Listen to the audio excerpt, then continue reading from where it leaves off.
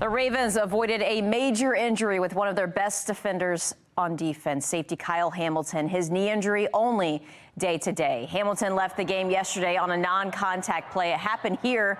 Hamilton not even on the frame on the tackle. It was a knee injury, one he returned from, but then left the game for good and watched on the sideline. Yeah, Kyle looks like he'll be day-to-day, so we'll see as we go through the week. He'll have a chance to play in this game. Devin might be a little more extended. We'll learn more as the week goes on, but it could be more than a week, so we'll just have to see. Not really getting into the diagnosis of exactly what it was, but he's day-to-day.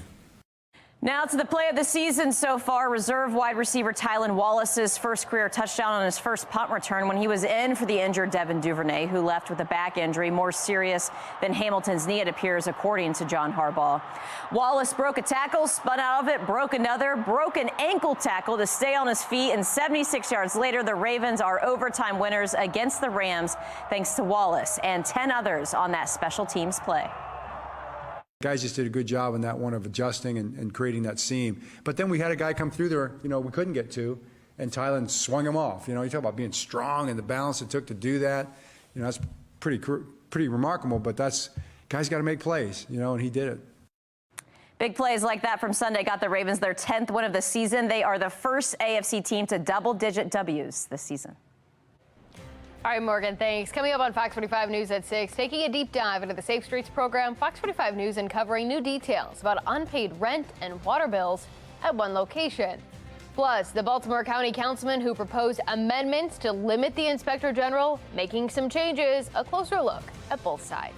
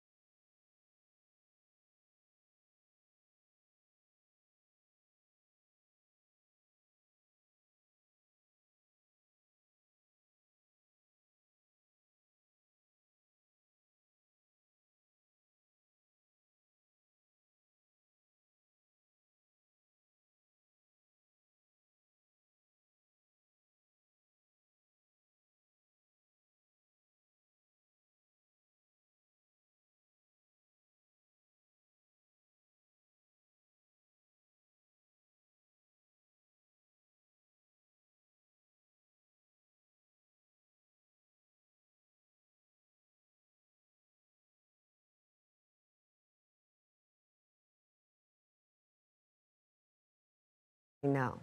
Baltimore police investigating a homeowner accused of shooting and killing an intruder. What charges the suspect could face. Baltimore County Council Chair Julian Jones walking back part of his plan to weaken the office of the Inspector General. Why some are calling his amendments a conflict of interest. Fox 45 continues to follow the FBI's investigation into Safe Streets. What we're learning tonight about what led up to that search. Live from WBFF in Baltimore, this is Fox 45 News at 6. 1020 Middlesex Road. Caller says somebody tried to break in. Her son's inside. He's paralyzed. I think what they're trying to tell is that he shot at the alleged burglar in defense. Paralyzed son inside the location says he shot at an attempted burglary suspect. Baltimore County Police say they're still investigating whether charges will be filed against a homeowner who allegedly shot and killed an armed burglar Saturday night in Essex. Thank you for staying with us. I'm Mary Bubala. Fox 45's Amy Simpson breaks down the investigation. Neighbors declining to speak on camera today, but telling us the house where this happened, that man is new to the neighborhood just within the last few months. Eastern Baltimore County.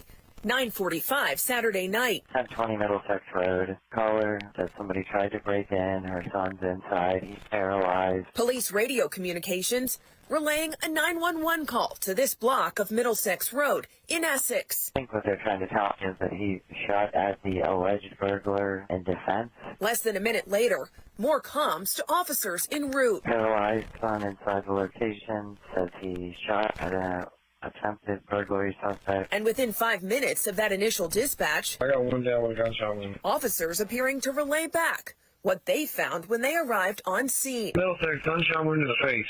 According to Baltimore County Police, 35-year-old Gerard Pryor was pronounced dead at the scene after being shot several times. Detectives believe Pryor was armed, trying to break into the home when the homeowner fired their own weapon. Right now, police not identifying that homeowner. But today we asked if charges are pending against them.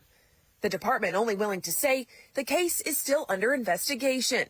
But they do consider this a homicide, asking anyone to come forward with information or surveillance. Today, I also asked Baltimore County State's Attorney Scott Schellenberger if he anticipates charges will be filed against this homeowner. Schellenberger telling me he'll review the case once this investigation is complete, but no decisions will be made until all evidence is reviewed.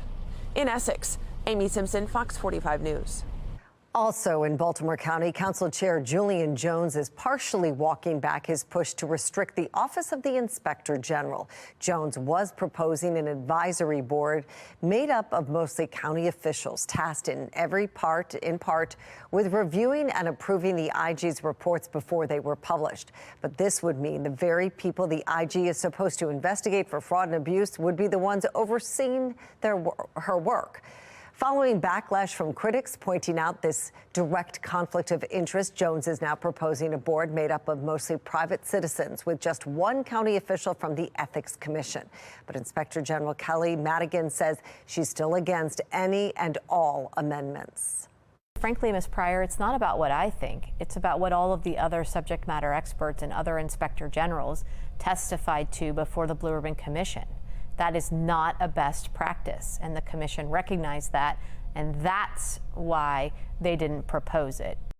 Madigan isn't alone in her outrage. Earlier today, the Association of Inspector Generals also condemned the amendments, arguing they would, quote, undermine the well-supported findings of the commission and restrict the Office of the Inspector General's ability to perform its work in an effective and independent manner. The controversy will be back up for discussion at tomorrow's public hearing. In Baltimore City, a 78-year-old woman is sharing her story after she was robbed at gunpoint over the weekend. Police say she was taking groceries out of her car when a group of people approached her, threatening her with a gun and demanding her property. They say the suspects took her groceries and ran away. Stay with Fox 45 News. Keith Daniels spoke with that woman today. He has her story coming up on Fox 45 tonight at 10.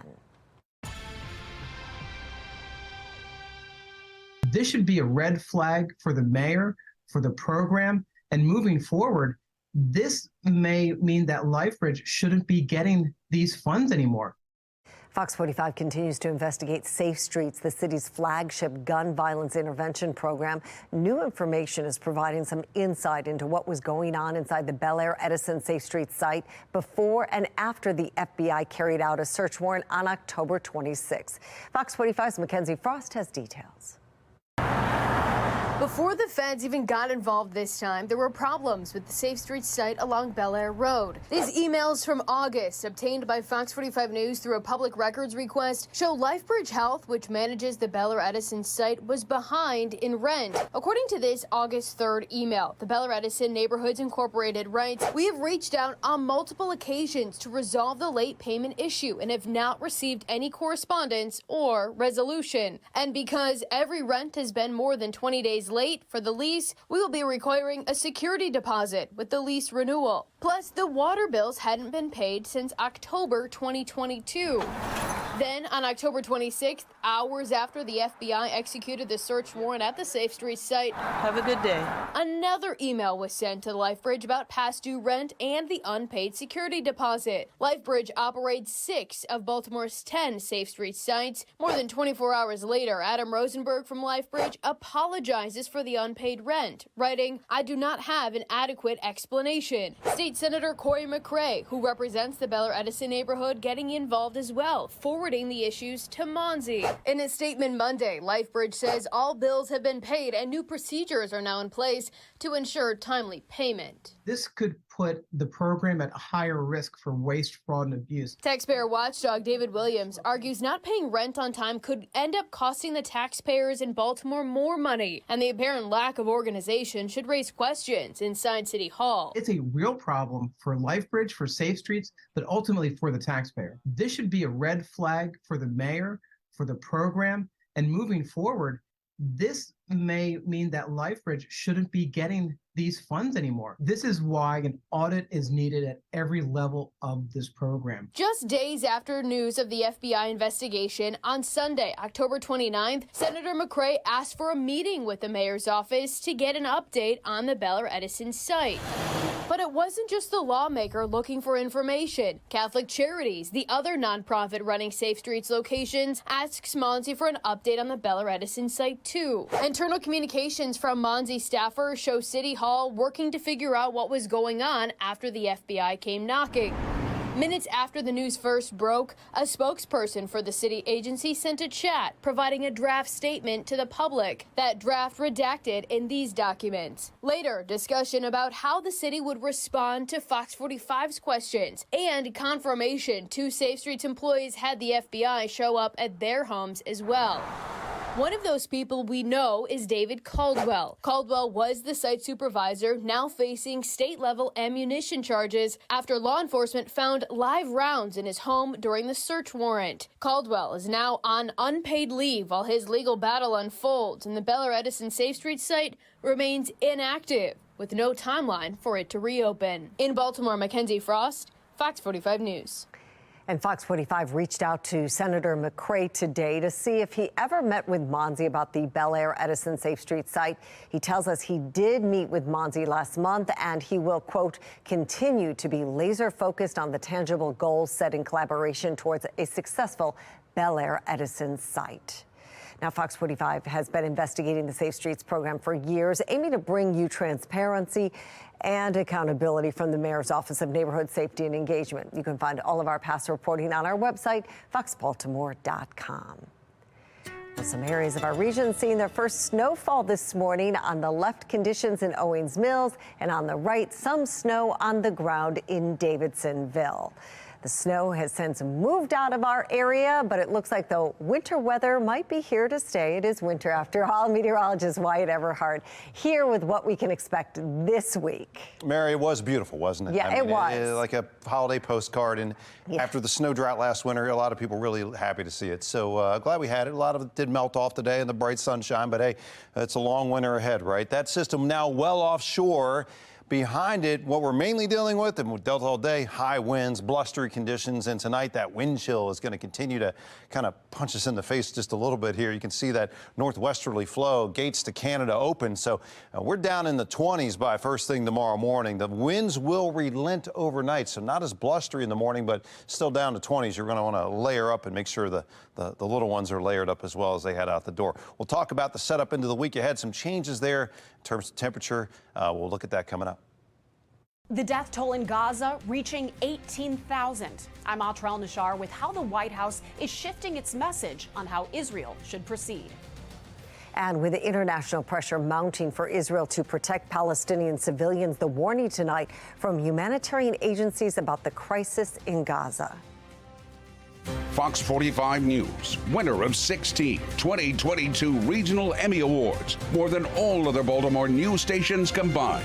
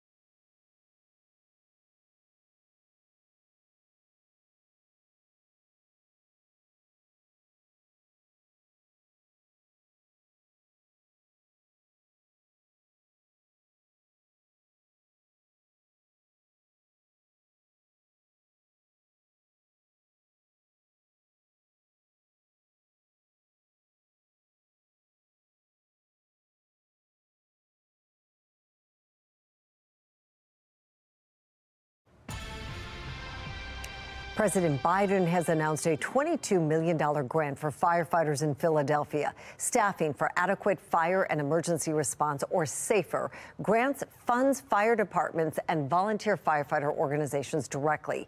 This money will go towards salary and benefits, plus the reopening of 3 fire departments in Philadelphia. And starting today, for the first time in nearly 15 years, this neighborhood once again has a ladder company on call 24 hours a day, 365 days a year, ready to keep them safe. The president also using the trip to attend a campaign fundraiser before returning to the White House tonight. Turning now to the ongoing conflict in the Middle East, Israel has said it is prepared to fight for months or longer to defeat Hamas leaders as its ground offensive intensifies with more airstrikes and artillery fire. Mediators in Qatar say they're still working to stop the war and release the hostages, but Israel does not seem to be willing to talk about a ceasefire. Meanwhile, international pressure is mounting on Israel to protect Palestinian civilians. About 90% of Gaza's 2.3 million residents have been displaced, with UN agencies saying there is nowhere safe left for them to go. Well, this week, the United Nations will resume an emergency session on the Israel-Hamas war, aiming to agree on recommendations for bringing peace to the region. Now, this comes as Israel expands military operations into southern Gaza and the civilian death toll grows by the day. Sinclair national correspondent Atra El-Nashar reports on why this is raising doubts about the U.S. response to the conflict. Charges against International and domestic political pressure is building on the White House to distance itself from Israel and protect civilian lives in Gaza. As of Monday, about 18,000 people have been killed in Gaza since the October 7th Hamas attacks in Israel. 70% of them, roughly 12,600, are women and children. Another 49,000 have been injured. Those figures cited by the United Nations come from the Palestinian Ministry of Health under the Hamas-run government. Look, none of this is our fault. We are already crushed and oppressed.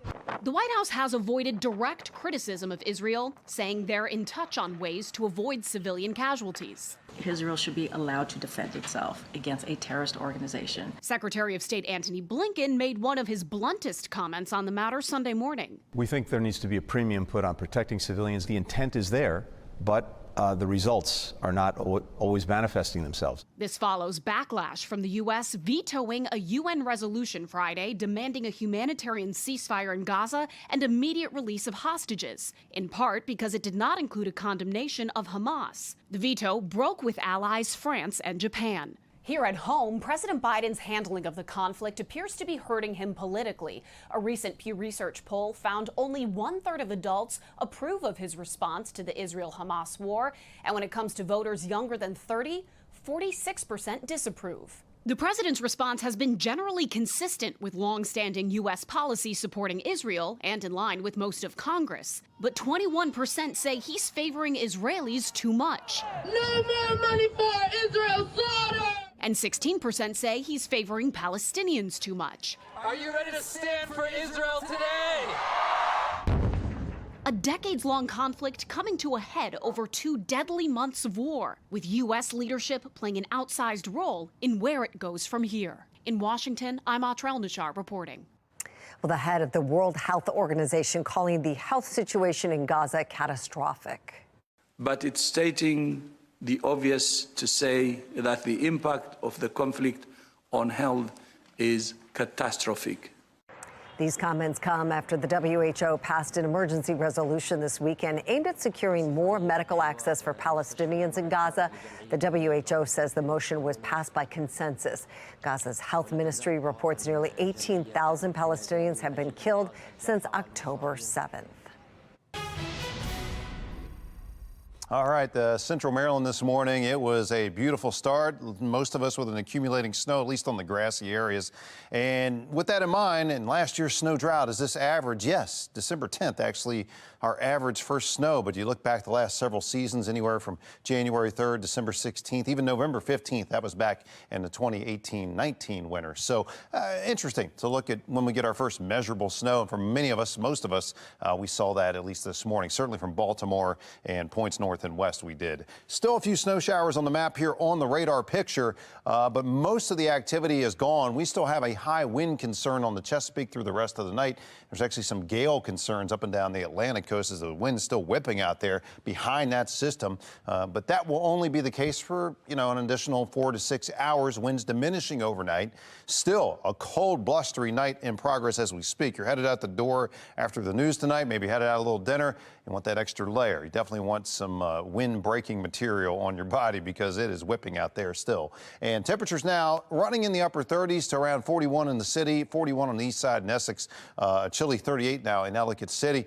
That northwest wind continues to come in, west-northwesterly, diminishing just a little bit here in the last hour, but still very, very brisk to say the least. You look at some of those peak wind gusts we had through the day, gusting to 32, really moving some stuff around out there today with those high winds. Good news is, again, they will steadily diminish tonight.